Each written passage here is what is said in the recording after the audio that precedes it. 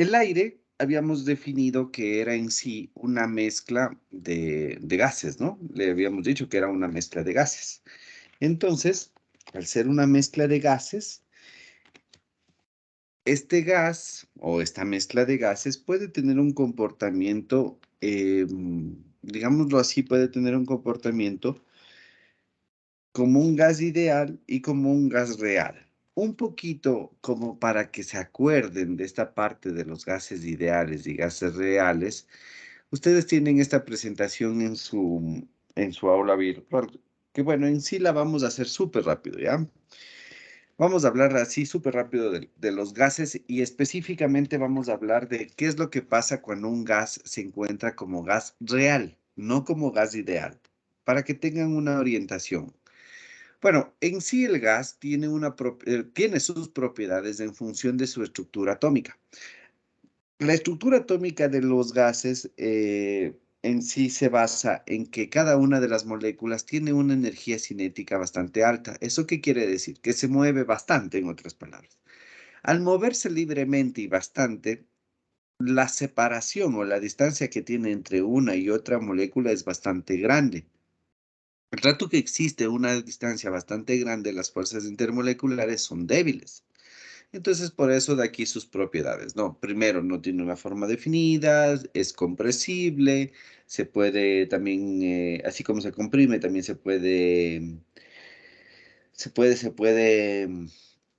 ¿cómo es? Expandir, etcétera, ¿no?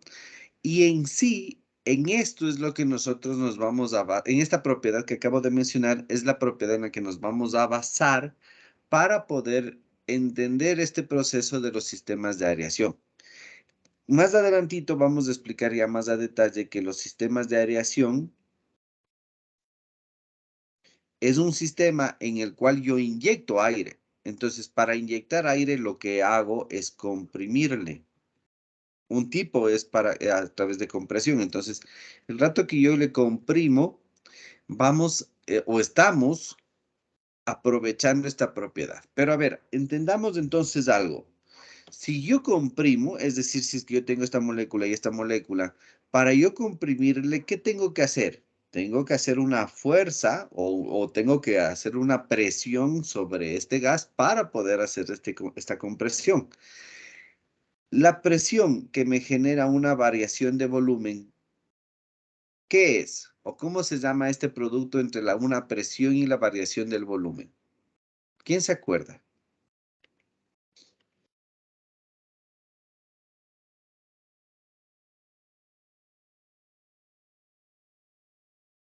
¿Alguien, chicos? Entalpía. Perdón, se escuchó un poquito entrecortado. Entalpía. No, no es de entalpía.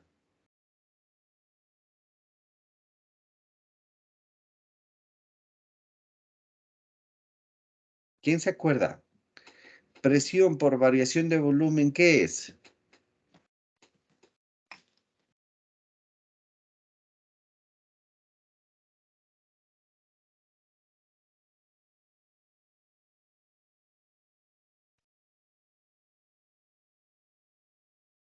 Generar un trabajo. Exactamente, es un trabajo. Entonces, en otras palabras, lo que nosotros estamos diciendo es que para nosotros poder accionar o para poder inyectar aire, como habíamos mencionado en el sistema de aireación, una de las opciones es comprimir. Y para comprimir nosotros vamos a consumir un trabajo, ¿ya? Ahora, aquí hagamos una aclaración. Fíjense que aquí escribí la W con un puntito acá arriba y de acá solamente la W. Cuando yo coloco solamente la W, estoy hablando de un trabajo. ¿Ya? Este es un trabajo, digámoslo así, general. ¿Cuáles van a ser sus unidades? Van a ser los kilojoules por cada kilogramo. Ahora, ¿qué pasa si, por ejemplo, yo, tomando en cuenta que estamos hablando de un sistema abierto, yo al trabajo, perdón, me equivoqué aquí. Yo al trabajo le multiplico por un flujo másico, es decir, le multiplico por una cantidad de masa que está entrando por unidad de tiempo. Esto me va a dar los kilowatts. esto se convierte en una potencia, ¿ya? Esto tendrán presente. De igual forma, la potencia se puede definir como la cantidad de trabajo que se hace por unidad de tiempo. Entonces, de igual manera, aquí vamos a tener los kilowatts. Son dos definiciones. Esta es específicamente cuando tenemos un sistema abierto, es decir, cuando existe un intercambio tanto de energía como de masa, y esto vendría a ser el concepto de, en general, de potencia, ¿no? Entonces, volvamos a la explicación.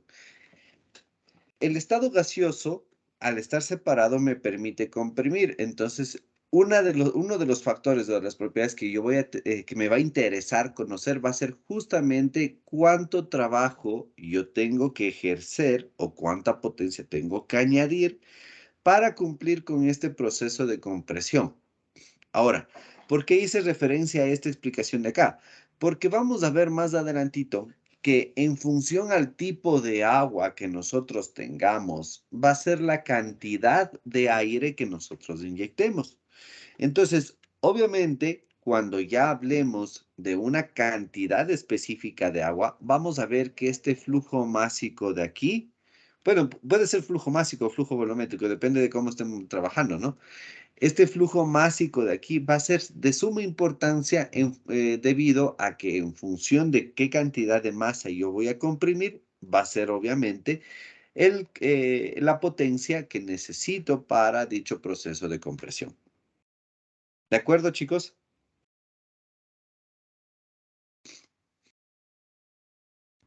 Sí, profe. Ya. Bueno, esto me voy a brincar un poquito porque ya lo hemos repasado bastantes veces, las leyes de los gases. Esto es importante para que vean un comportamiento específico, ¿no?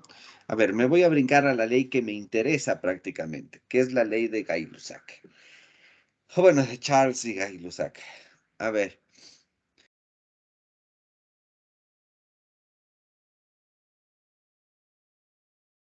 si nosotros tenemos un sistema en el cual contenemos un gas 1, pongamos. Este sistema se va a encontrar a una temperatura 1, una presión 1 y un volumen 1. Ahora, si nosotros le comprimimos, es decir, ¿qué significa que le comprimimos? Que hemos aumentado la presión. Aquí realmente existe una presión, ¿no? Entonces, el rato que le comprimimos, ¿qué es lo que ha sucedido? Aumentamos la presión. El rato que aumentamos la presión, obviamente van a cambiar las propiedades acá dentro del cilindro, es decir, en el gas. ¿Qué sucede con las propiedades? A ver, vamos analizando de una en una. Vamos desde la más fácil. ¿Qué es lo que sucede con el volumen, chicos? Disminuye. El volumen disminuye. Entonces, el volumen 2 va a ser menor al volumen 1.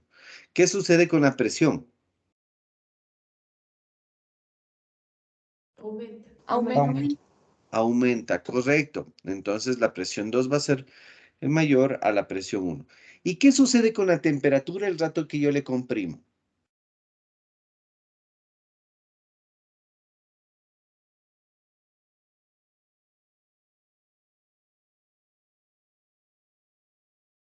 A ver. También aumenta.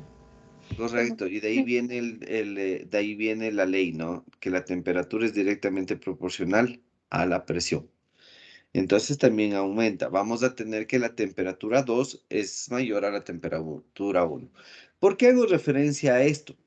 Hago referencia porque nosotros nos vamos a dar cuenta que el momento que comprimimos un gas, en este caso puede ser el aire, a través de un sistema cualquiera, puede ser un compresor, puede ser, bueno, un compresor específicamente, perdón, o puede ser de cualquier tipo, pero lo que va a ocurrir es que aparte de disminuir el volumen y aumentar la presión, va a haber un incremento de su temperatura. Esto hay que manejarlo con pinzas, porque obviamente si es que nosotros comprimimos, al aumentar la temperatura, vamos a ver que aumenta también la solubilidad del gas en el líquido. Acordémonos un poquito de transferencia de masa del semestre pasado. Habíamos dicho que la velocidad de difusión, ¿qué era? ¿qué era la velocidad de difusión? ¿O cómo lo habíamos definido? O bueno, no nos compliquemos con fórmulas. A ver, solamente háganme acuerdo de una cosa. ¿Qué pasa con la difusividad el momento que yo tengo un cambio de temperatura? Un cambio de temperatura mayor, por ejemplo. Digamos de TI a TJ. ¿Qué pasa con la difusividad de este gas del estado I al estado J? ¿Qué Aumenta. sucede? Perdón, no les Es escuché. mayor. Es mayor, Aumenta. correcto, aumenta, ¿no es cierto? Entonces, esto hay que tener presente. Si nosotros, si de por sí, el rato que comprimimos un gas ya aumenta su temperatura, esto de cierta forma nos va a beneficiar porque el rato que aumenta su temperatura también va a aumentar la difusividad o la difusión del gas en el líquido que nosotros queremos airear.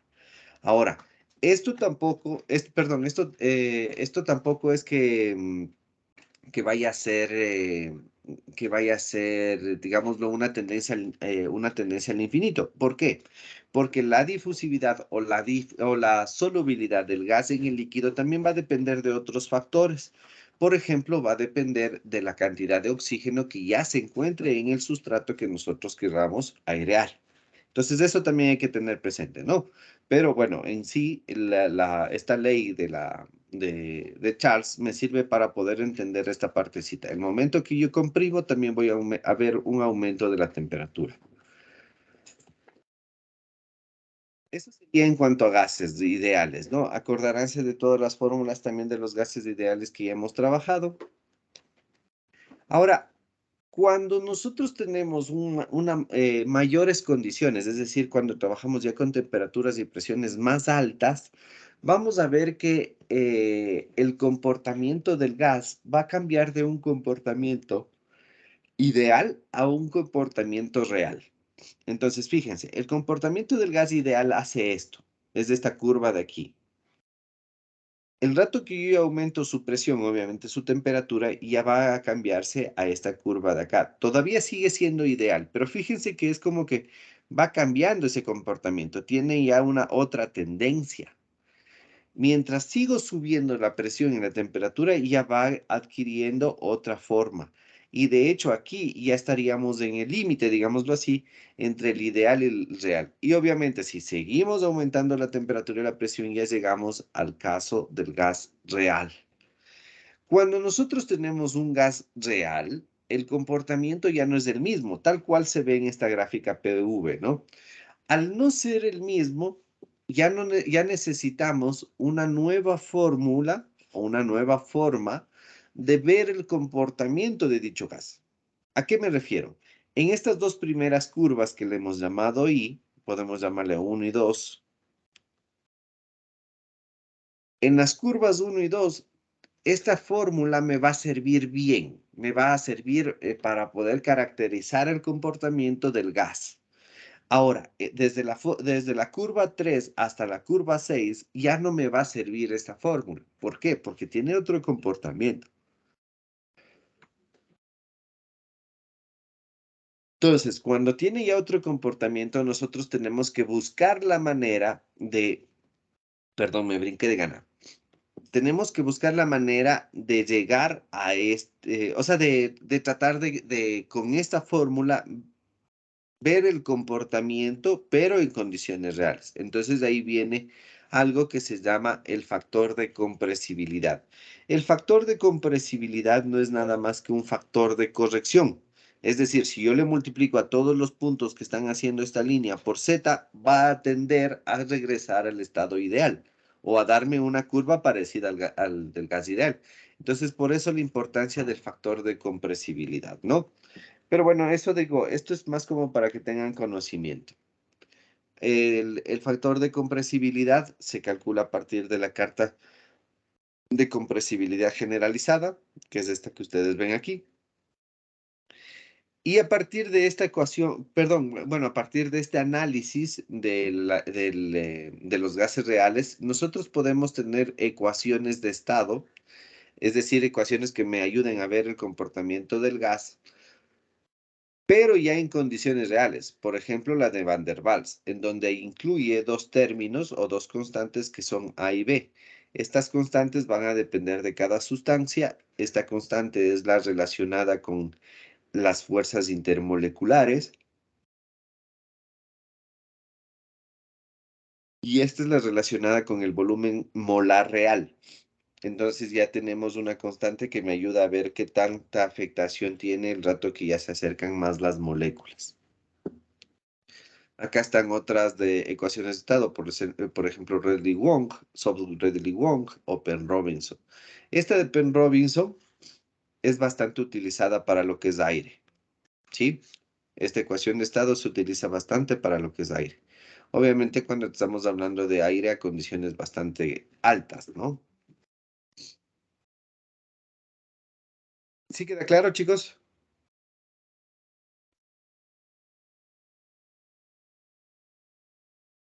¿Queda profe. claro? Es solo un repaso breve.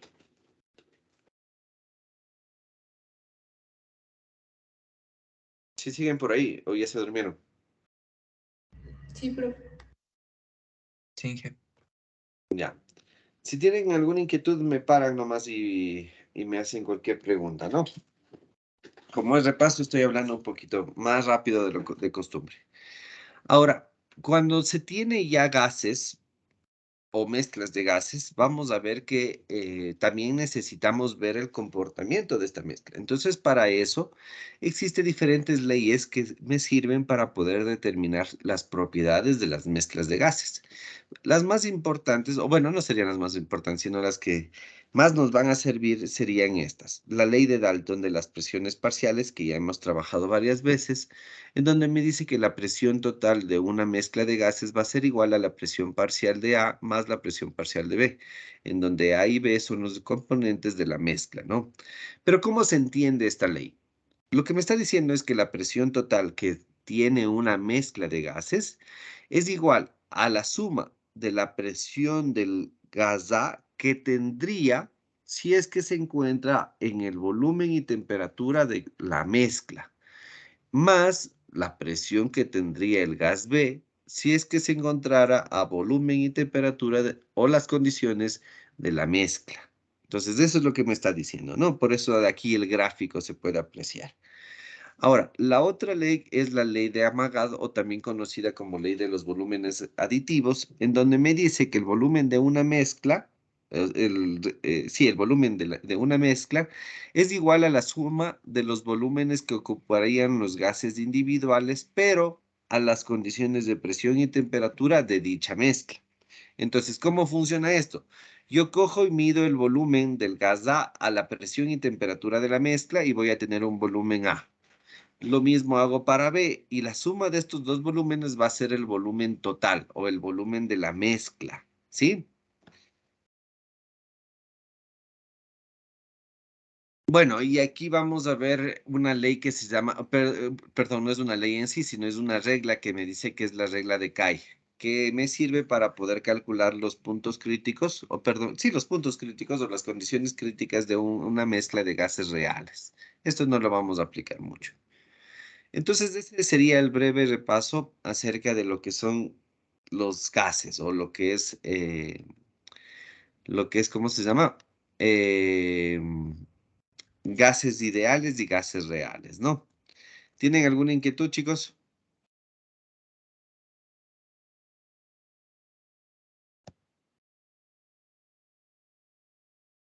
¿Alguna inquietud?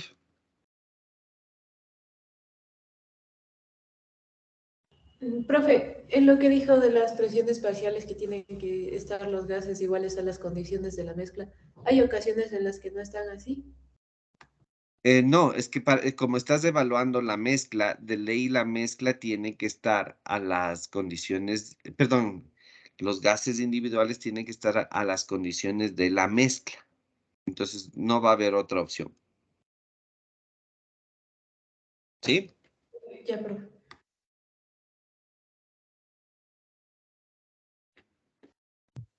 ¿Ya? Listo, chicos. Entonces, ahora sí, como ya hemos visto varias veces o ya hemos hablado varias veces, en sí, en los sistemas de aireación o esta introducción que estamos haciendo del aire o de gases es para poder determinar cuánta potencia yo voy a consumir en el momento que comprimo al aire. Entonces, en ese sentido, vamos a hablar de un tema que es muy importante en las máquinas que se utilizan para poder hacer los procesos de compresión. Las máquinas que se utilizan para los procesos de compresión, obviamente se llaman compresores. Pero nosotros al principio nos vamos a enfocar específicamente en términos generales de esto. ¿A qué me refiero? Un compresor, que en sí es una máquina o un dispositivo mecánico que me ayuda a elevar la presión de un fluido, en este caso de un gas. Al ser una máquina, esta máquina lo que hace es esto. Esta máquina recibe una cierta cantidad de potencia, es decir, consume potencia, y esta máquina le transfiere al fluido que entra, pongámosle aire 1, para que este aire 1 incremente su energía y por ende su presión en la salida. Entonces tendríamos esto, ¿sí? Ahora, fijémonos en una cosa.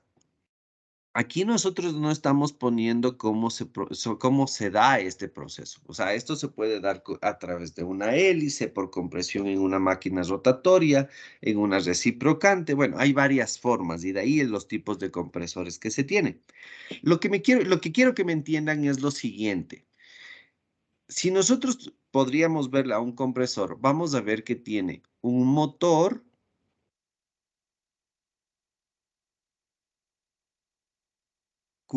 este motor es el que va a absorber la potencia eléctrica de la red, es decir, la corriente eléctrica.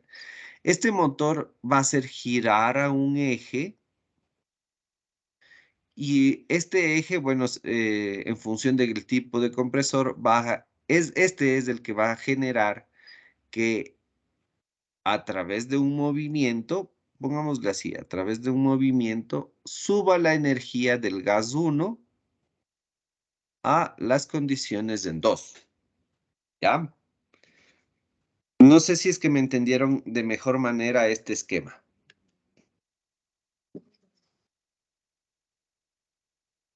No, profe, ¿puede repetir, por favor? Claro, es un esquema general, ¿no, chicos? A ver, quiero que me entiendan esto. Un compresor en sí va a tener una parte que es del motor, o bueno, la parte mecánica, llamémosle. Le voy a poner, de hecho, aquí con rojo, la parte mecánica.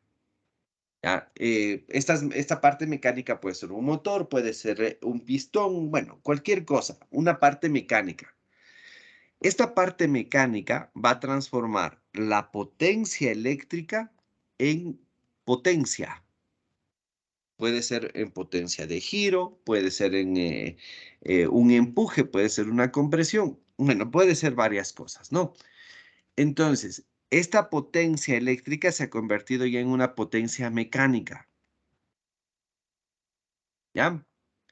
Ahora, esta potencia mecánica, que es por un movimiento, se transfiere al fluido, que aumenta de A1 a A2 sus condiciones o su energía, ¿no?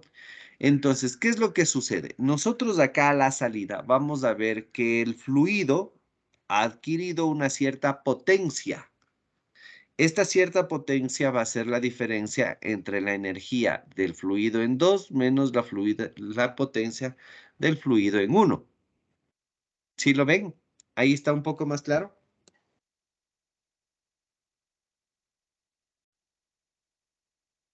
¿Sí, chicos?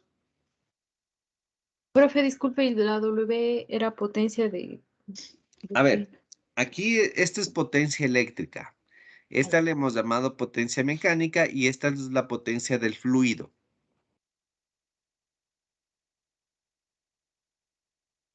Ya, profe, gracias. ¿Ya?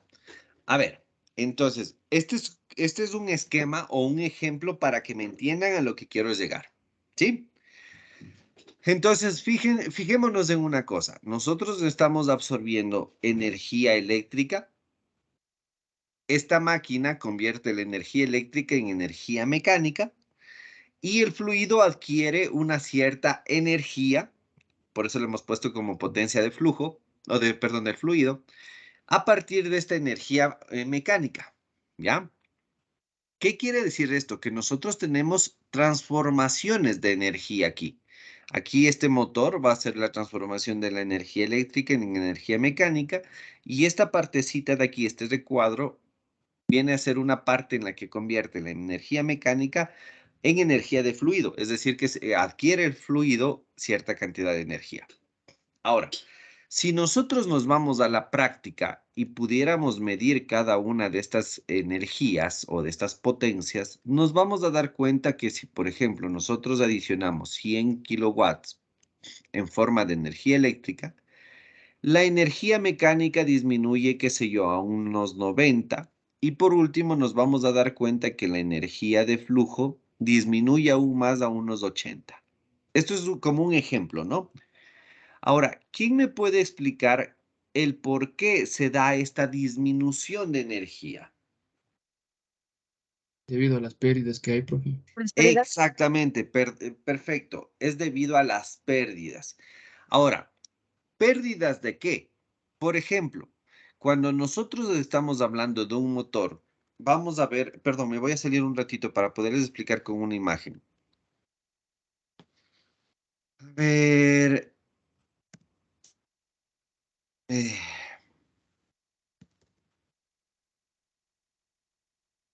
ay, chumacera quería poner.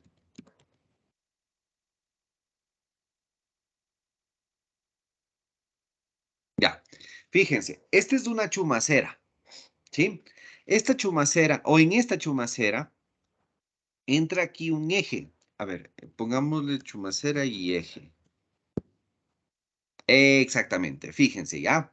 Entonces aquí sí me van a entender de mejor manera. Entonces nosotros tenemos una chumacera en donde entra este eje, ¿ya? Esta chumacera es, en otras palabras, un rulimán. No sé si es que saben lo que es un rulimán. En sí, esta parte de aquí que les estoy señalando, de hecho veamos el video, a ver si es que me permite. Esta parte de aquí va a girar, ¿sí? Va a girar, va a tener un movimiento rotacional.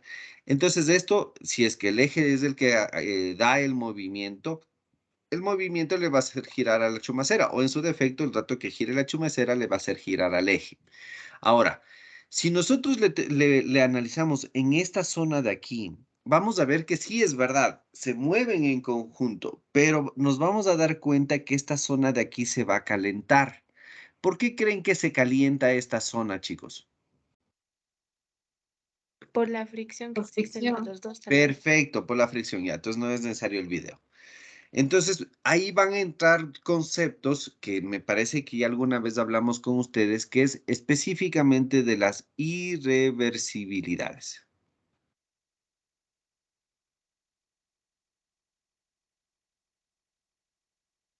¿Ya? Las irreversibilidades son procesos en los cuales yo por más que haga lo que haga, no va a regresar a sus condiciones originales. Entonces, si por ejemplo yo le acciono al motor con 1 kilowatt y le hago girar a este motor, por más que haga lo que haga, no voy a conseguir que esta potencia de giro sea el 1 kilowatt. ¿Por qué? Porque tiene irreversibilidades. La irreversibilidad que tendría este giro va a ser justo lo que ustedes comentaban, que era la fricción. Entonces, esta es una de las irreversibilidades que nosotros no podemos controlar. Y aparte de eso, también tenemos la transferencia de calor. ¿Ya? Entonces, la transferencia de calor, por ejemplo, si nosotros tuviéramos aquí un cuerpo caliente a 100 Celsius y tenemos los alrededores que se encuentran a 15 Celsius, así la aislemos con lo que la aislemos, vamos a tener una cierta transferencia de calor del cuerpo hacia los alrededores. Eso digo, así la aislemos. Lo que máximo podríamos conseguir con el aislante es que la pérdida no sea tan grande, pero De que va a haber pérdidas de energía, sí va a haber pérdidas de energía. Esto porque siempre va a haber un diferencial de temperatura. Ahora,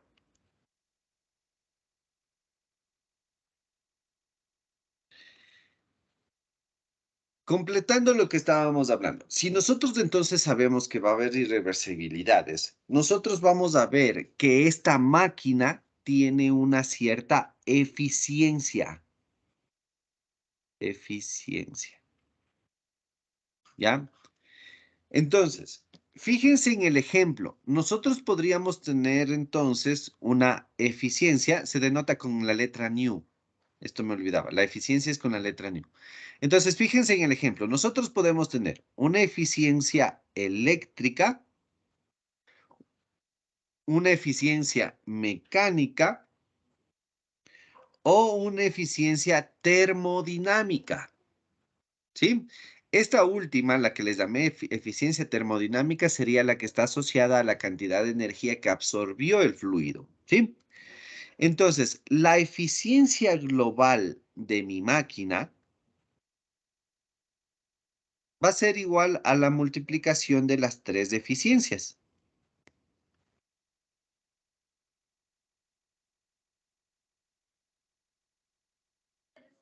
¿De acuerdo? ¿De acuerdo, chicos? Sí, profe. Ya. Ahora verán, ¿qué creen que sucede con las eficiencias eléctricas y mecánicas? ¿Creen que son fijas o son variables? O sea, ¿a qué me refiero? Yo puedo decir que esas deficiencias entre un compresor de marca Patito 1 con el compresor de marca Patito 2 van a ser las mismas. Diferentes. No. Correcto, no van a ser las mismas. Va a depender, de hecho, del constructor. O sea, de cómo se construyó va a depender, ¿no es cierto? Ahora, entre la misma fábrica, es decir, la marca Patito de clase A, clase B y clase C, entre estas tres posiblemente la eficiencia sí sea la misma, porque se construyó en la misma fábrica, ¿no? Entonces, esto en sí puede controlarse, digámoslo así, ¿ya? O sea, esto va a ser fijo, o ya la tecnología ha llegado a un punto en el cual se puede mantener fijo, no hay tanta variabilidad. Entonces, cuando hablamos de compresores, vamos a ver que la eficiencia de esta máquina va a estar estrechamente ligado a la eficiencia termodinámica que tenga dicha máquina. Esta eficiencia termodinámica también se le conoce como eficiencia isentrópica.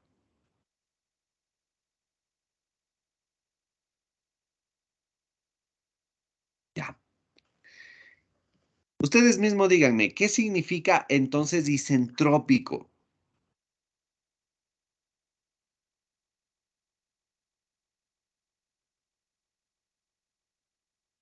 Si hemos hablado de esta propiedad, ¿qué creen que significa una eficiencia isentrópica?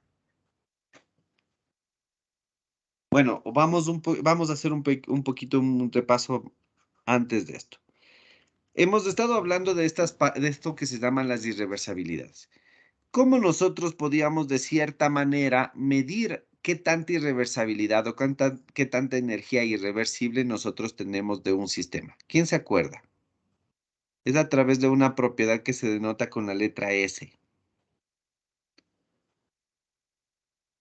¿Qué significaba la letra S? Entropía. Entropía, correcto. Entonces, si nosotros podemos decir que que medimos las irreversibilidades a través de la entropía. Esto nótese que es un término más para que me entiendan antes que técnico, ¿no? Entonces, si nosotros podemos medir las irreversibilidades a través de la entropía y hemos dicho que la eficiencia isentrópica, que la eficiencia termodinámica es la que vamos a estudiar, que también se conoce como isentrópica, ¿qué significaría esto de isentrópica? Constante. Que la entropía es Exactamente constante. constante. Es decir, que la entropía a la entrada va a ser igual a la entropía a la salida. ¿De acuerdo?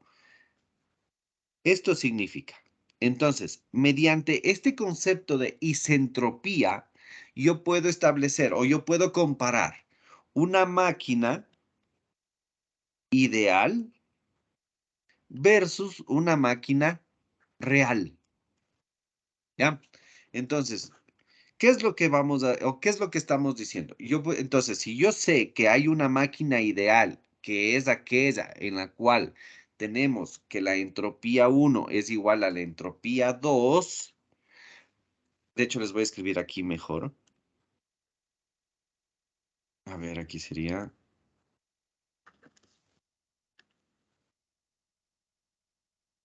Así sería, ¿ya? Entonces, si yo puedo tener una máquina ideal, lo que yo hago es calcular la eficiencia isentrópica comparándole con esta máquina ideal que estamos hablando a una máquina real. En otras palabras, la eficiencia isentrópica sería igual a la máquina real, a ver, perdón, al trabajo o a la potencia en este caso que estamos utilizando ideal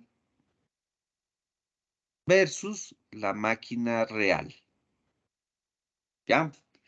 Aquí, bueno, no sé si es que me entienden todos por qué en este caso es el ideal sobre el real y no lo que alguna vez hemos hablado que es real sobre ideal. Esto se da porque en el compresor existe una adición de trabajo. Si es que nosotros tuviéramos desde la máquina una salida de trabajo, ahí sí es real sobre ideal. Pero en este caso es como está consumiendo, tenemos esta fórmula de aquí. Entonces, en otras palabras, esta sería la formulita de la eficiencia isentrópica para un compresor. ¿Sí me entienden?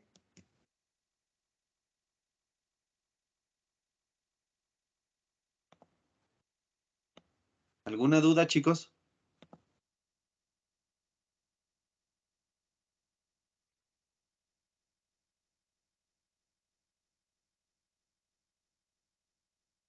No, profe. Pero entonces sí me entendieron lo que sería la eficiencia isentrópica, ¿verdad?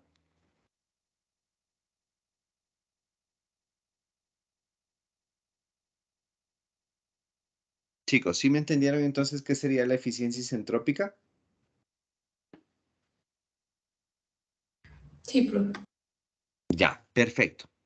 Entonces, la pregunta del millón sería, entonces, ¿cómo calcular el trabajo ideal y el trabajo real? Vamos a ello. Para esto, bueno, trabajo o potencia, ¿no? A ver, ¿a qué me refiero trabajo o potencia? Que da lo mismo escribir así la fórmula que poner aquí potencia, potencia, porque al fin de cuentas estamos trabajando en las mismas condiciones. Ahora, yo le voy a poner aquí para la explicación trabajo de un compresor.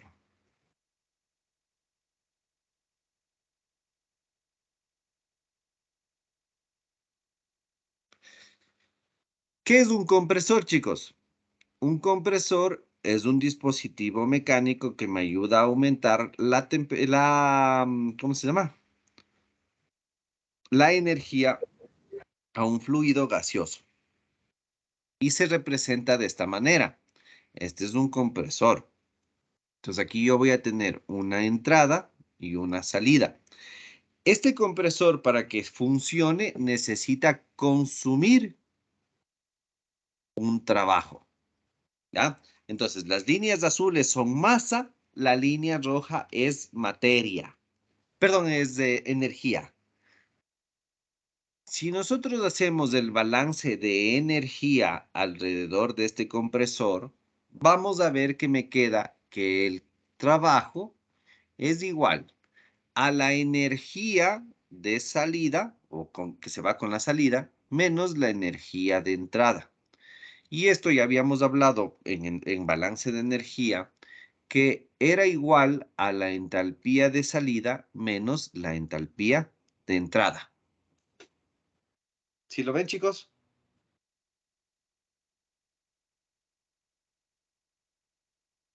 ¿Sí, chicos?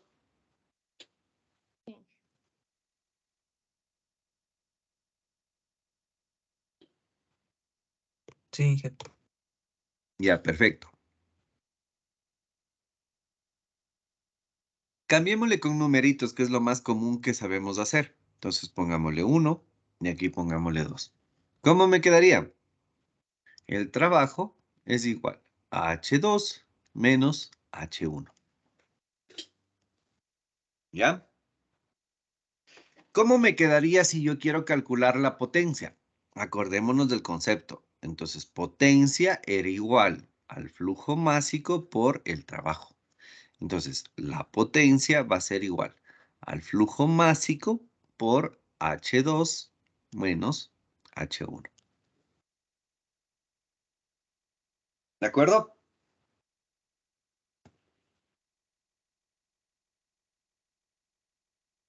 Sí, profe. Ya. Este análisis sería en un caso real. Es decir, aquí nosotros vamos a tener unas condiciones reales a la entrada y unas condiciones a la salida. Ahora, entonces, en otras palabras, esto vendría a ser el trabajo real de nuestra fórmula que vimos anteriormente. ¿Cómo sería en el caso del trabajo ideal? Acordémonos que habíamos dicho que es ideal el momento que la entropía 1 es igual a la entropía 2. Es decir, que tenemos un proceso isentrópico. La diferencia va a ser que nosotros vamos a tener a la salida unas condiciones isentrópicas. Entonces, lo único que cambia es que este H2 se le conoce como un H2 isentrópico y se le coloca así, H2S menos H1.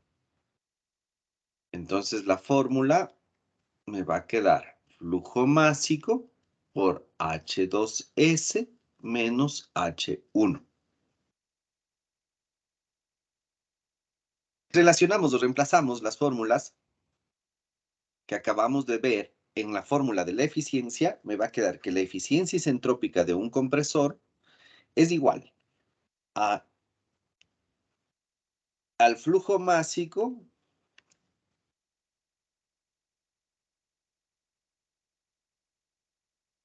por H2 menos H1 dividido, a ver, aquí sería ideal, entonces es S, dividido para el flujo másico por H2 menos H1. Como estos flujos másicos son los mismos, me quedaría simplemente H2S menos H1 sobre H2 menos H1. ¿Queda claro, chicos?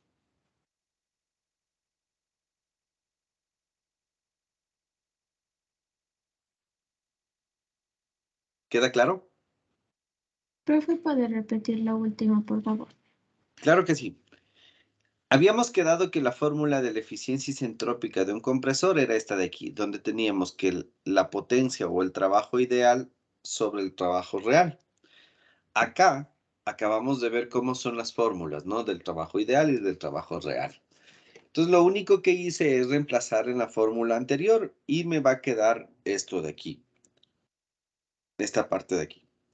Ahora, como los flujos másicos son literalmente los mismos, se simplifican y me queda en definitiva que tenemos que la eficiencia isentrópica me va a quedar a la entalpía a la salida isentrópica menos la entalpía de entrada sobre la entalpía real menos la entalpía a la entrada. ¿Sí queda claro? Sí, profe, gracias. Ya.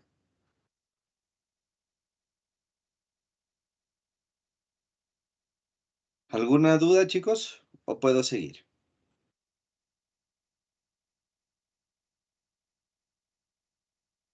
¿Puede esperar un momentito, por favor, para Claro que sí. copiar? Entonces, a ver, denme un segundo más bien. ¿Qué hora es? Tomémonos los 10 minutos que siempre nos tomamos, ¿les parece? Y les voy a dejar proyectado. ¿Sí, chicos? Ya, profe, gracias. Ya. Entonces, a las 8 nuevamente comenzamos.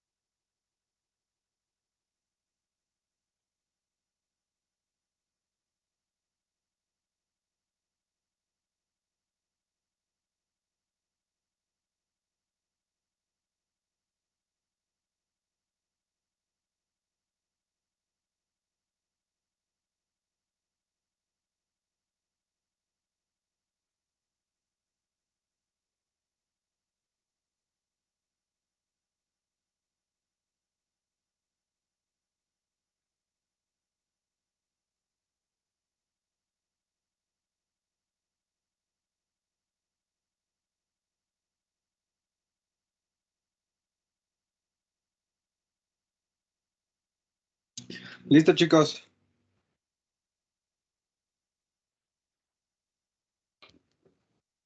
Chicos, ¿me escuchan? Sí, ingeniero. Sí, profe. Ingeniero. Ya, perfecto. A ver, entonces, creo que queda clara la fórmula, ¿no? Sí es verdad, me he demorado un poquito de ir de paso en paso, pero es muy importante que me entiendan de dónde sale cada uno de los términos. Ahora, la pregunta del millón sería, ¿cómo calcular la entalpía isentrópica? Este sería el meollo del asunto, ¿no? Porque ya hemos visto cómo calcular la entalpía 1, o bueno, una entalpía del aire. Ya vimos que se podía hacer en tablas, o podemos calcularlo con una fórmula sencilla, que es que la entalpía es igual al Cp por el delta T. Esto ya lo hemos visto, ¿sí? Lo hemos visto. Entonces, o se puede calcular así o se puede calcular en tablas. Esto no hay ningún contratiempo. Ya lo hemos trabajado también con ustedes en balance de energía. Como les decía, el meollo del asunto sería cómo calcular esta de aquí, la isentrópica. Entonces, para poder entender cómo se calcula esto, hay que primero tomar en cuenta o volver al tema de que isentrópico significaría que las entropías son iguales. Es decir, que la entropía a la entrada es igual a la entropía a la salida. ¿Ya?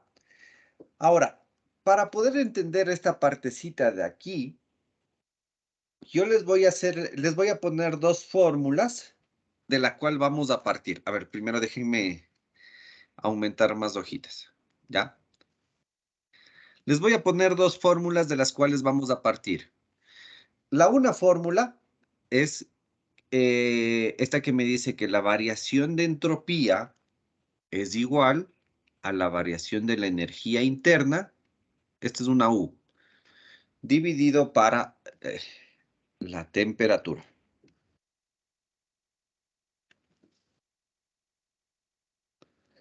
Más la presión por la variación del volumen con respecto a la temperatura. Esta es una fórmula, se llaman fórmulas TDS. Realmente no importa la deducción, esto es, hay que hacerlo por deducción, así que les voy a poner directamente la fórmula, ¿ya? Y vamos a tener otra fórmula en donde me dice que la variación de la entropía es igual a la variación de la entalpía con respecto a la temperatura, menos el volumen por la variación de la presión con respecto a la temperatura. Ya, estas dos fórmulas vamos a manejarnos, o sea, estas van a ser las dos fórmulas que ¿cómo se llama? De las cuales vamos a partir para poder deducir cómo calcular esta entalpía de aquí, la entalpía isentrópica. A ver, entendamos primero algo. ¿Por qué vamos a utilizar estas fórmulas? Porque a través de estas dos fórmulas yo estoy calculando el diferencial de entropía, que si nosotros integramos esto al final vamos a calcular el incremento de entropía. ¿Y a qué es igual el incremento? El incremento es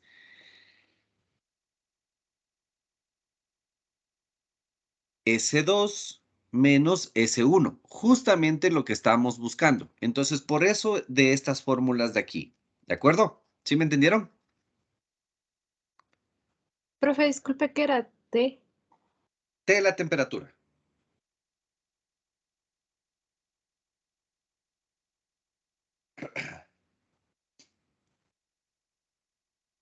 ¿De acuerdo? Sí, profe.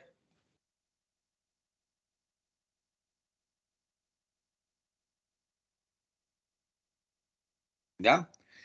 Entonces, vamos a partir de esas formulitas.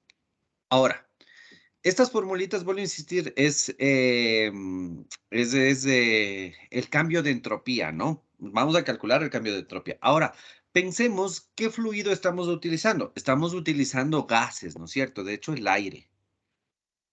Y este aire habíamos dicho que es un gas y de hecho que tiene un comportamiento como gas ideal. Entonces, al comportarse como gas ideal, nosotros vamos a saber que cumple con esta fórmula de aquí. PV es igual a RT, ¿ya? Y también sabemos, de acuerdo a termodinámica un poquito, no sé si se acuerdan esto, pero sí les he dado, que la variación de la energía interna es igual al CV por DT. Y en cambio, la variación de la entalpía es igual al Cp por dt. Esto sí lo vimos en balance de energía. No sé si es que recuerdan. Ahora verán, si nosotros partimos de estas fórmulas y vamos reemplazando esto que acabamos de ver, ¿cómo nos quedaría? Esta fórmula de aquí, llamémosle fórmula 1 y fórmula 2. Fórmula 1 me quedaría ds es igual. du ya sabemos que es cv por dt. Entonces me quedaría cv por dt en t más. De aquí despejo p sobre t a partir de esta fórmula de los gases ideales. Entonces, ¿cómo me queda? Me queda R sobre V. Pero como tengo este de V acá, me quedaría de esta manera. A ver, acomodémosle para que se vea mejor. Así sería. Ya. Ahora, la fórmula 2 o la ecuación 2 me quedaría ds es igual al Cp de t sobre t más, en este caso despejo V sobre t de la fórmula de los gases ideales. ¿Y cómo me quedaría, chicos? A ver. ¿Cómo me quedaría? Acá me quedaría R en dP sobre P, correcto. Muy bien, no vi quién me dijo, creo que era Alejandro. Ingeniero, en la segunda fórmula es más o menos. Ah, menos, perdón. Ya. Ahora fíjense en una cosa, chicos. Fíjense en una cosa, ¿ya? Fíjense que si nosotros queremos resolver estas ecuaciones para obtener la variación de entropía de un gas ideal, tenemos que integrarle, ¿no es cierto? Entonces, sacamos la integral de ambas ecuaciones y me va a quedar. Este lado me queda S2 menos S1 es igual a la integral entre 1 y 2 de CV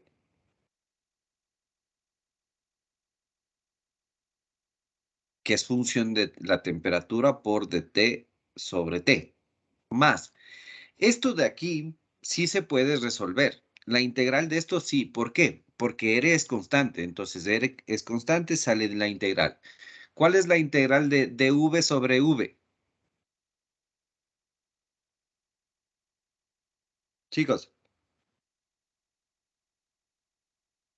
Logaritmo natural de 1. Correcto, logaritmo natural de V2 sobre V1. Bueno, es V2 sobre V1 porque es una integral definida, ¿no? Ahora, esta ecuación 2, ¿cómo me quedaría? Me quedaría S2 menos S1. Me va a quedar la integral de 1 a 2 de Cp en dt. Ah, perdón, me equivoqué aquí. Cp, que es una función de t, en dt sobre t, menos r logaritmo de P2 sobre P1. Y fíjense una cosa. A ver, fíjense en este término que le voy a subrayar. Este de aquí y este de acá. Estos términos, fíjense que en sí no podemos integrarle tan fácilmente porque CV y CP dependen de la temperatura. Entonces, aquí, no sé si se acuerdan, en balance de energía habíamos hablado que existe dos mecanismos para resolver esta integral. Había un método aproximado, a ver, de hecho escribámoslo aquí, método aproximado, y había un método exacto. ¿Sí se acuerdan de esto? Sí. ¿Ya? Entonces, ¿cuál era el método aproximado? Era el método en el que decía que los calores específicos, es decir, Cp y Cv, son constantes. Eso es lo que decía el método aproximado. Entonces, si son constantes, me va a quedar S2 menos S1 es igual a Cv, la integral de dt sobre t, logaritmo de T2 sobre T1, más R logaritmo de V2 sobre V1. Acá me quedaría S2 menos S1 CP logaritmo de T2 sobre T1 menos R logaritmo de P2 sobre P1. Sí queda claro, ¿no es cierto, chicos?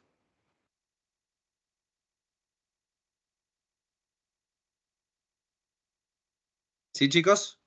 Chicos, No, espera un ratito, por favor. claro. Bueno, aprenderse la deducción no es necesario, ¿no, chicos? Solamente les estoy explicando de dónde sale.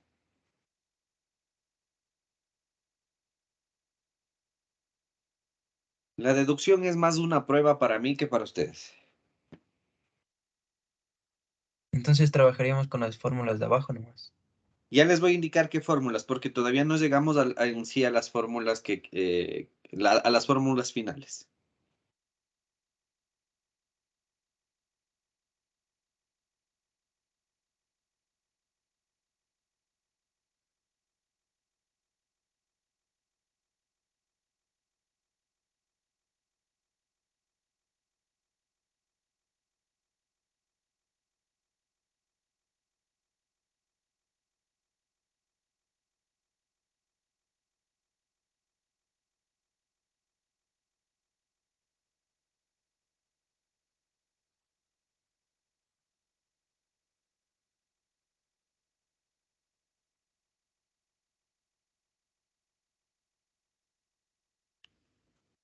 ¿Puedo seguir o ya continúo? Dije ya. Ya. Entonces, estas serían las formulitas que me permitirían calcular a través del método aproximado el incremento de entropía para un gas ideal. ¿Por qué estamos hablando de gases ideales específicamente? Porque tenemos aire. Y ya sabemos que el aire se puede considerar como gas ideal. Entonces, verán, ¿cuál era la condición para nosotros calcular este H2S? La condición era que las entropías sean iguales. Si las entropías son iguales, eso significa que todo este término de aquí se hace ¿cuánto? Cero. Cero. Entonces, el incremento de entropía es cero. El rato que tenemos el incremento de entropía igual a cero, nos va a quedar esto igual a menos esto, o esto igual a esto. Entonces, verán, me voy a brincar. Realmente es un proceso medio simpático de deducción, pero me voy a brincar. Ya me voy a saltar ya la parte específica que nos interesa.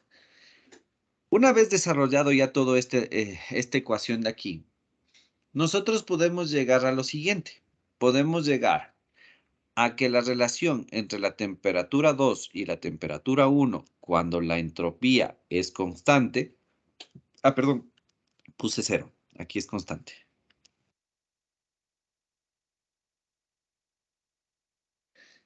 Va a ser igual a la relación entre el volumen 1 sobre el volumen 2 elevado a la alfa menos 1. ¿Quién se acuerda qué significaba alfa?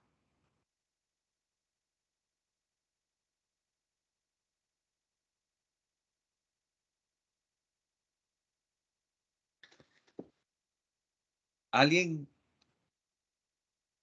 ¿Cómo se llamaba la relación entre las capacidades caloríficas, Cp sobre Cv?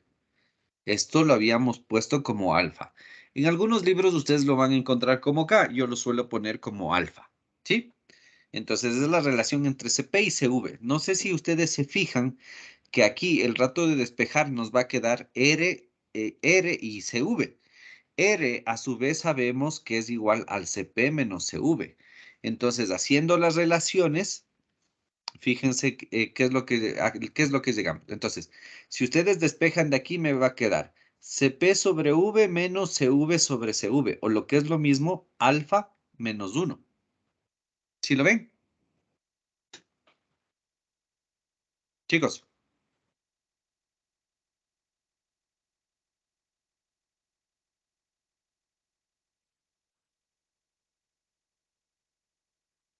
¿se me durmieron? Profe, ¿puede volver a repetir? Verán, no nos compliquemos. Esta ecuación de aquí es la ecuación que nace después de la deducción de esta fórmula cuando el incremento de entropía es cero. Entonces nos queda T2 sobre T1 es igual a B1 sobre B2 elevado a la alfa menos 1. Así de sencillo, ¿ya?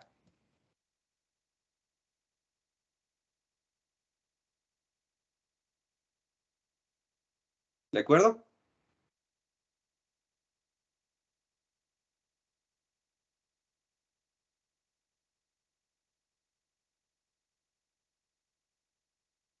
¿De acuerdo, chicos?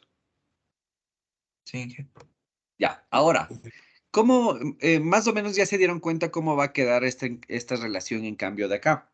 La relación de acá me queda T2 sobre T1 cuando la entropía es constante es igual a P, a ver, esta queda P2 sobre P1 elevado a la alfa menos 1 sobre alfa. Así queda. ¿Ya? Esta es otra de las fórmulas que podemos utilizar. Ahora, si ustedes se fijan, en ambas ecuaciones el término de la izquierda se repite, ¿no es cierto? T2 sobre T1. Entonces nosotros podríamos igualarles a estas dos ecuaciones. Y me va a quedar P, a ver, ¿esta cómo queda? Pongámosle como P. Me quedaría P2 sobre P1 cuando la entropía es constante. Va a ser igual. A ver, B1 sobre B2 elevado a la alfa. Y esta sería nuestra tercera ecuación. Entonces, fíjense, a través de este método, que es un método aproximado para el cálculo de las entropías de un gas ideal, nosotros podemos determinar cuál es la relación entre la temperatura y el volumen, la presión y el volumen, o la temperatura y el volumen en un proceso isentrópico, ¿ya? En un proceso isentrópico. Entonces, ¿cómo podríamos calcular la entalpía isentrópica? Si nosotros tenemos, por ejemplo, me voy a cambiar de hojita y voy a Profe, escribir una, mande, disculpe, ¿qué era alfa menos uno y alfa solita? alfa es Cp sobre Cv. Para el aire, alfa vale 1.4. Entonces ya es un valor, ¿de acuerdo? Ah, ya, profe, gracias.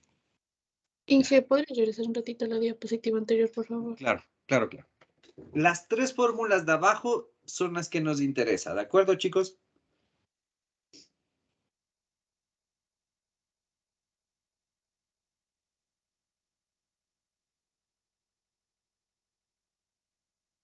Listo, Inge, muchas gracias. Ya. A ver, les voy a poner un ejemplo para que vean cómo utilizar estas formulitas, ¿de acuerdo? Les voy a escribir aquí la fórmula que me interesa. T2 sobre T1 va a ser igual a P2 sobre P1 elevado al alfa menos 1 sobre alfa. ¿Ya? Entonces, verán, si nosotros tenemos un proceso de compresión, aquí vamos a tener, por ejemplo, entra a temperatura ambiente. Y acá nos dice, sale a una presión de 500 kilopascales. ¿Por qué es importante solamente la presión a la salida? Porque acuérdense que el objetivo del compresor es elevar la presión, ¿no? Entonces, obviamente, este es el parámetro que nos interesa. Entonces, ¿cómo podríamos calcular la entalpía isentrópica en este caso de aquí? El rato que nosotros asumimos que es isentrópica, significa que tiene una eficiencia del 100%, ¿ya? O que simplemente es ideal. Entonces, ¿cómo podríamos hacerlo? Con las fórmulas que acabamos de ver. Ahora, ¿tenemos la relación de presiones? Sí tenemos. ¿Tenemos T1? Sí tenemos. Tenemos alfa. Sabemos que para el aire, alfa vale 1.4. Entonces, podemos despejar de esta fórmula. Este T2 sobre T1 se convertiría entonces ¿en qué? En T2S sobre T1. Y este término de acá me quedaría igualito. ¿Ya? Ahora verán, chicos. Una cosa que se me había pasado, bueno, sí creo que les había mencionado. Cuando trabajamos con estas fórmulas, siempre la temperatura tiene que ser una temperatura absoluta. ¿Eso qué quiere decir? Que se tiene que expresar en términos de Kelvin. Entonces, ¿cómo me queda? T2 sobre T2S sobre T1 que vale 25, son 298 Kelvin. Va a ser igual a 5.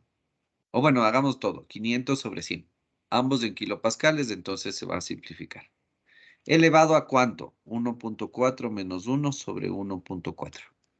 Entonces, fíjense, a partir de esto yo ya puedo obtener la temperatura 2S. El rato que yo tengo la temperatura 2S, yo me voy a las tablas del aire y veo a esta temperatura cuál es la entalpía que le corresponde. Y podría determinar ya la temperatura isentrópica. ¿Sí queda claro, chicos?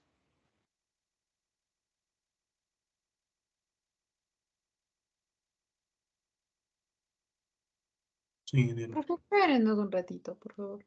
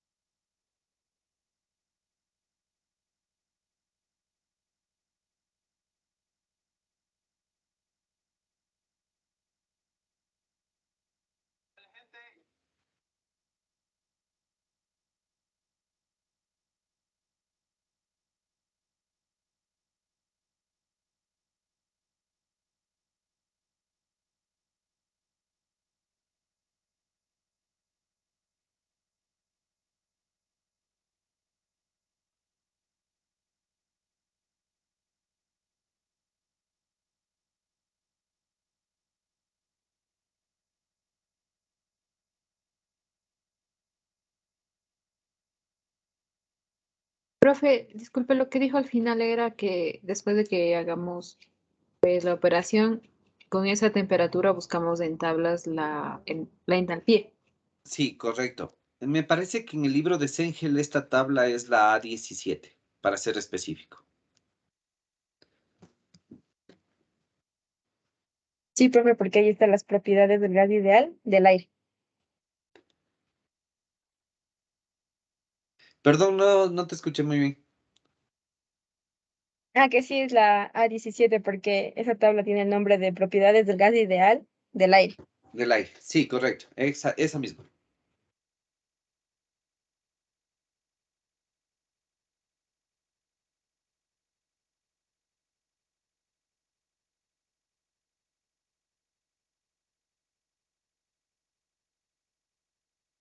¿De acuerdo, chicos?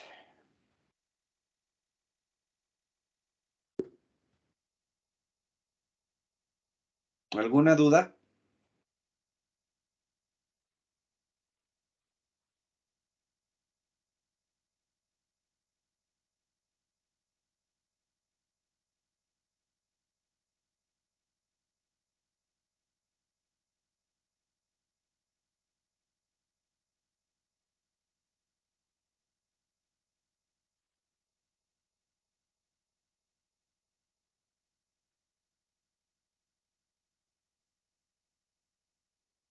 ¿Alguna duda, chicos?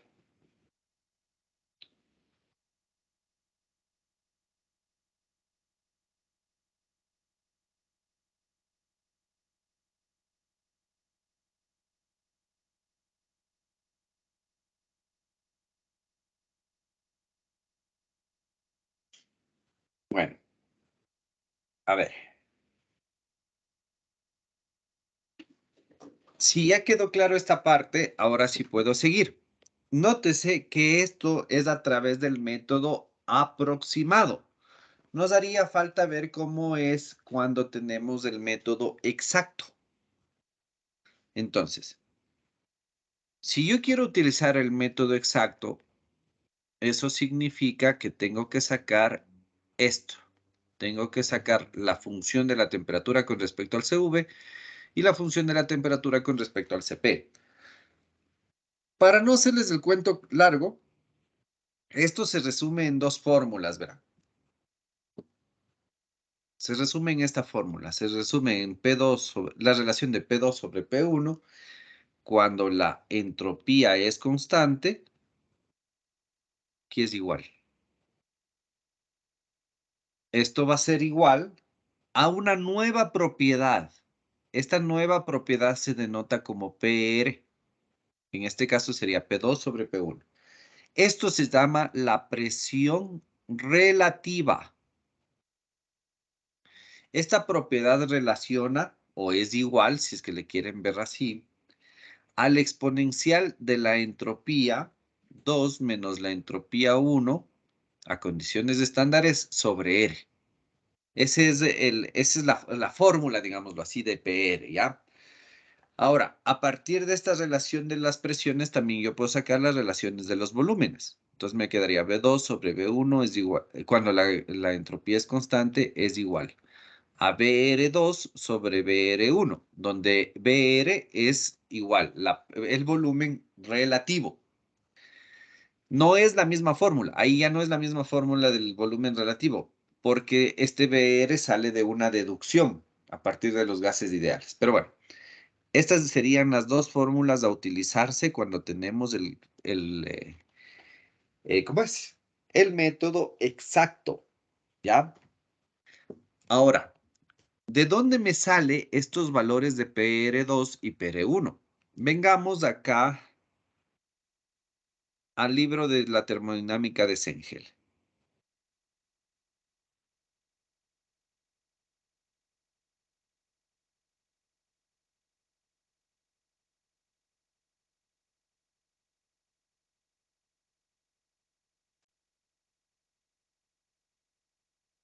Ya, ¿sí están viendo, chicos? Chicos. Sí. Ya. Entonces, fíjense, en estas mismas tablas nosotros tenemos el valor de PR, PR2 y BR, perdón, PR y BR para un sinnúmero de temperaturas. Entonces, de igual forma es fácil, ¿no? Si nosotros tenemos las relaciones de presión, a ver, hagamos, o si no se me van a confundir. Entonces, verán. El mismo ejemplo anterior, nosotros tenemos un compresor, el cual va a ingresar a 25 Celsius y 100 kilopascales y sale a una presión de 500 kilopascales. ¿Ya? Entonces, ¿cómo yo calculo el trabajo isentrópico? Necesito la entalpía isentrópica. A ver, ¿cómo calculo el trabajo isentrópico? Necesito la entalpía isentrópica. ¿Cómo calculo la entalpía isentrópica? Necesito la temperatura isentrópica. Entonces, para el método exacto, yo lo que hago es lo siguiente. La fórmula me dice que es P2 sobre P1 igual a PR2 sobre PR1. ¿No es cierto? P2 sobre P1 sí tengo, que es 500 sobre 100. Ahora, PR2 es mi incógnita. PR1 no es incógnita, pero sí puedo determinarlo.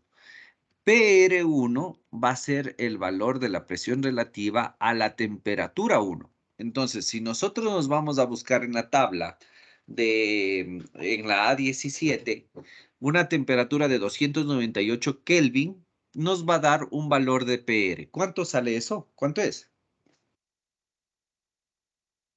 No tengo las tablas. ¿Me pueden decir, por favor, chicos?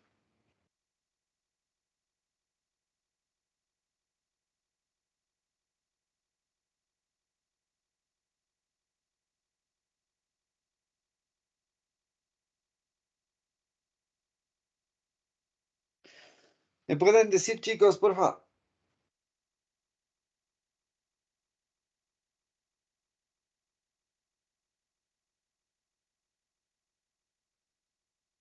Profe, ¿puede repetir? No lo escuché. ¿Qué dijo que busquemos?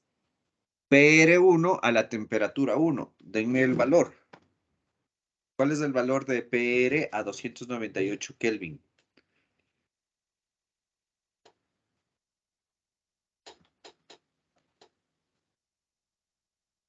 1.3543.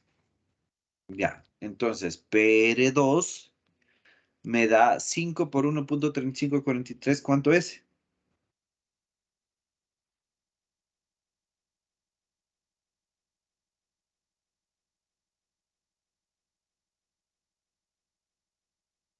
Seis punto 7715. Ya, entonces nosotros ya hemos calculado nuestro PR2. Ahora, ¿qué es lo que se hace? Cuando tenemos ya el PR2, nos vamos a las mismas tablas y buscamos a esta presión reducida cuál es el valor de la temperatura. ¿Cuánto les da?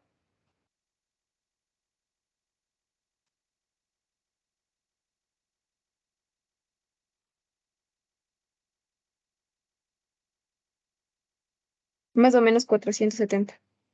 Ya 470. ¿Y cuánto les daría entonces de entalpía?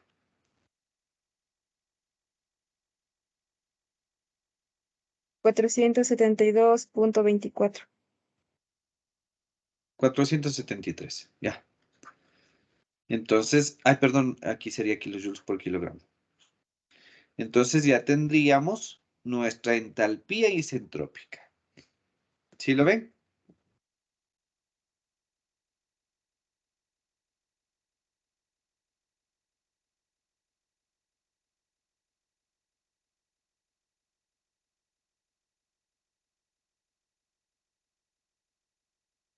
¿Alguna duda, chicos?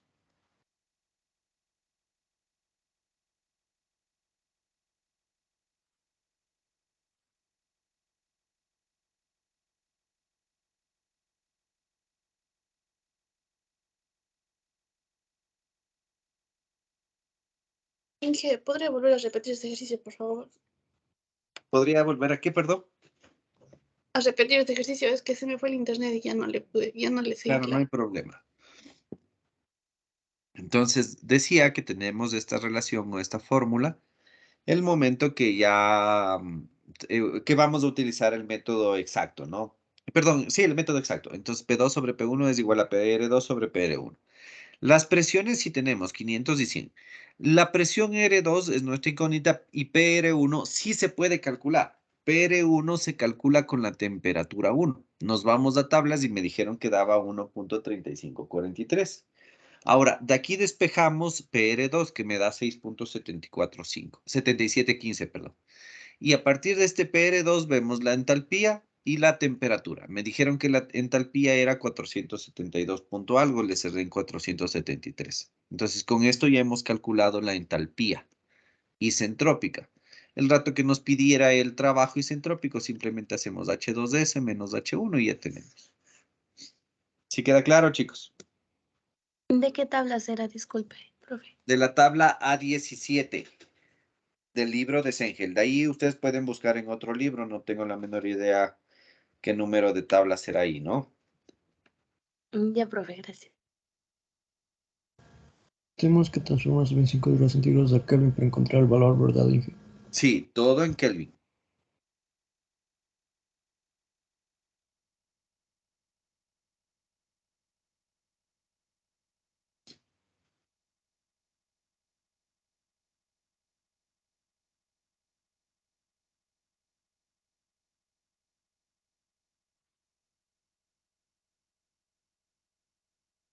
¿Dudas?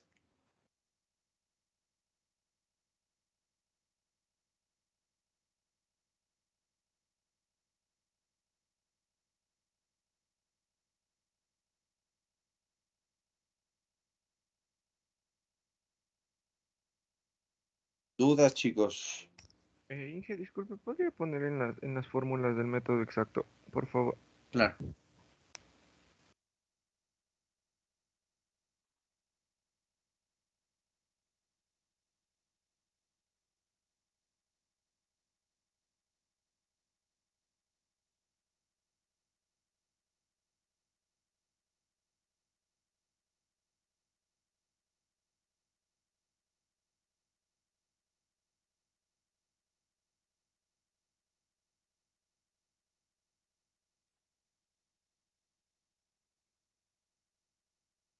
Profe, Dígame. todo este proceso es para sacar eficiencia, ¿verdad? Sí, todo este proceso para sacar la eficiencia. Y no hay alguna eficiencia teórica como nos dio. Es que verán, por ejemplo, voy a rayar en otra hojita por el momento, ¿ya? Por ejemplo, ya en la práctica, bueno, no digámoslo en la práctica, sino digamos que si nosotros ya vamos a comprar un compresor, no es que nos toca calcular la potencia, si más bien nos da la eficiencia. Entonces, digamos que tenemos una eficiencia del 98, del 80%, ¿ya? Entonces, si nosotros tenemos la eficiencia del 80%, a partir de esta eficiencia nosotros podríamos calcular la temperatura a la salida del compresor. ¿Cómo? Haciendo el mismo proceso que acabamos de hacer, pero al revés. Partimos de la eficiencia. Nosotros sabemos que la eficiencia, ¿dónde se fue? Denme un segundo. Ya. Nosotros sabemos que la eficiencia tiene esta fórmula. Entonces tenemos este dato, este dato, este dato. Solamente necesitamos, perdón, este dato y este dato. Esta es la única incógnita. Despejamos la entalpía, vemos cuál es la temperatura y hemos obtenido lo que nos acaba de pedir el ejercicio. Es el proceso literalmente inverso de lo que acabamos de hacer. ¿Sí, chicos? Inge, ¿podría explicar bien eso? No lo entendí. Les voy a hacer un ejercicio más adelante, por eso no profundicé. Si me esperan un ratito, ahí hacemos.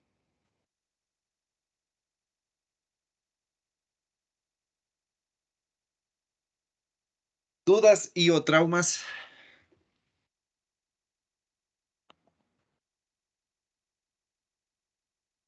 En el proceso exacto también sería la entropía constante.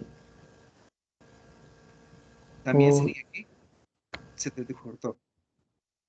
o sea, la S constante, la entropía constante. O ahí existe también variaciones. No, es lo mismo. Ambos métodos, el exacto y el aproximado, es cuando S es constante.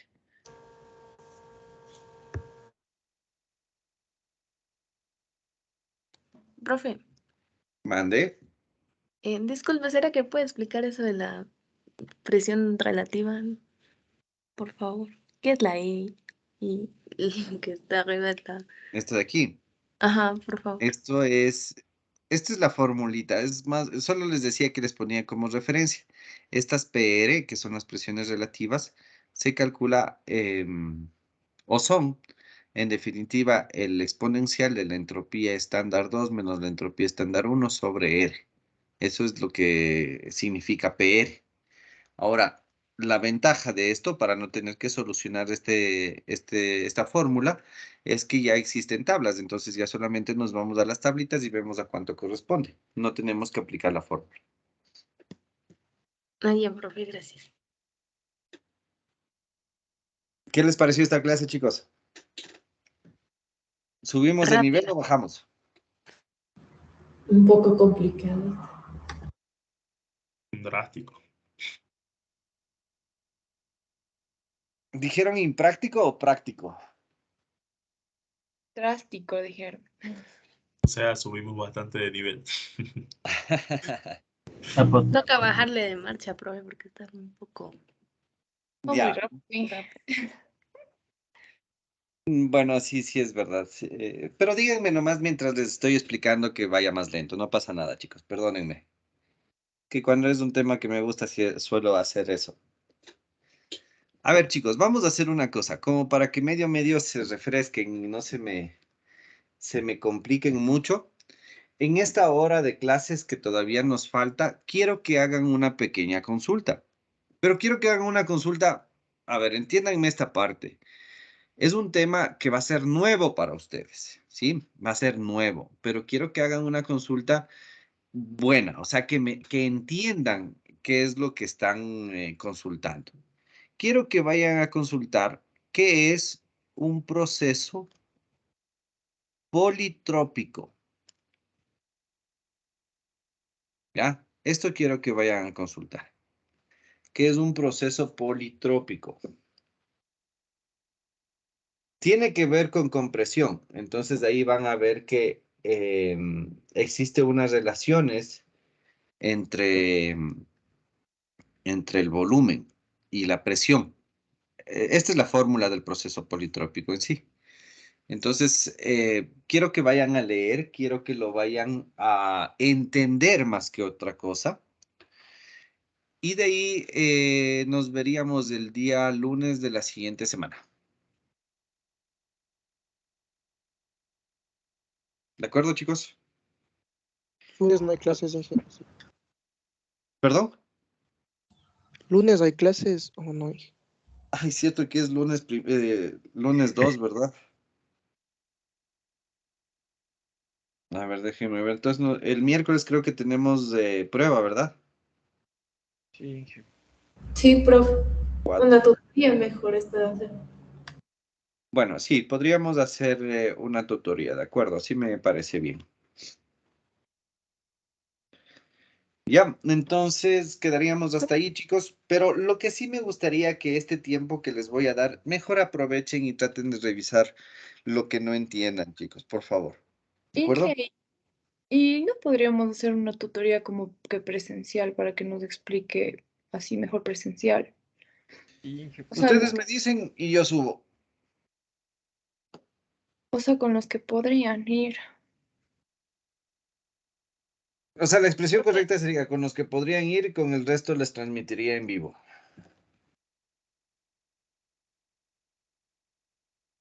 Así sería.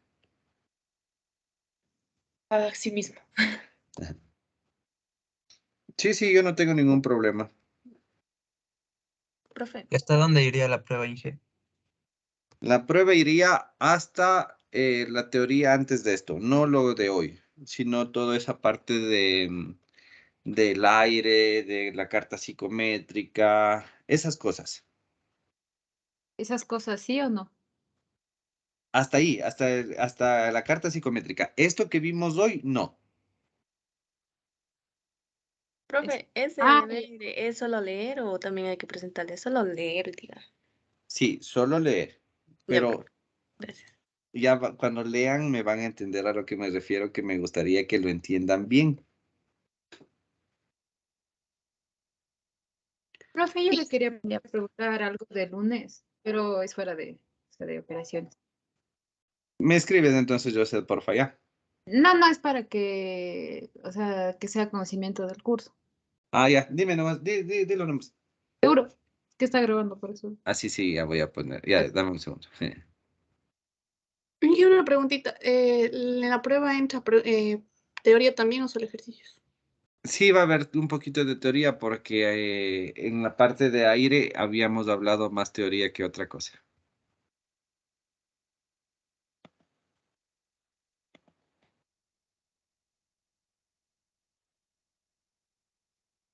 A ver, denme un ratito que se me tupió mi computadora. No me deja poner pausa el video. Ash. ¿Sí me escucha?